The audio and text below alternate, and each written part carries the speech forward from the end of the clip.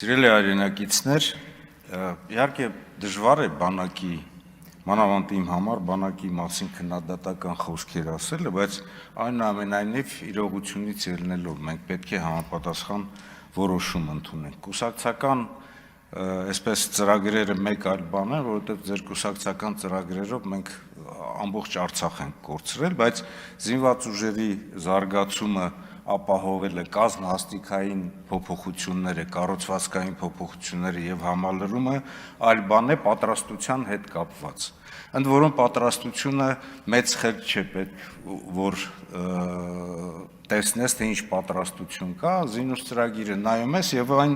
արտահայտվում է զորավարժություններով, անհատական պատրաստությամբ եւ նաեւ այն ինչ որ Հայաստանի Հանրապետությունը ձեռք է բերում, այն ցուցադրում է նաև զորավարժություններում եւ զորահանդեսներում։ Ինչ է նշանակում պաշտպանության բանակ։ Երևի թե պարոն Քոչարյան, դուք այդ խոսքը ասում եք Նիկոլ Փաշինյանի ասած խոսքից հետո, որ մենք մարտունակ բանակը այսօր փոխելու ենք պաշտպանունակ բանակի։ Ուզում եմ ասել, որ մարտունակ բանակը դա նշանակում է մարտ վարելու ունակ բանակ, որի մեջ մտնում են եւ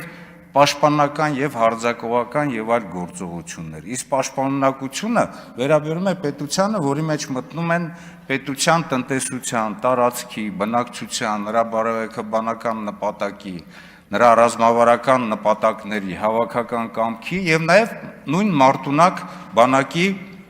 արկայության պայմաններում։ Ինչ վերաբերում է այն մասին, ինչ ես խոսեցի ատեստացիային, իրականում Հայաստանի Հանրապետությունը որոշակի չափով խախտվել է աշխատավարձերի այսպես տրամադրման համակարգը, որովհետև մի համակարգ ուժային տարբեր կառույցներին հենց այնպես հատկացրել ենք կամ բարձրացրել ենք աշխատավարձը, իսկ բանակում սահմանում կանգնած զինվորին, ով ամենամեծ դժվարությունն է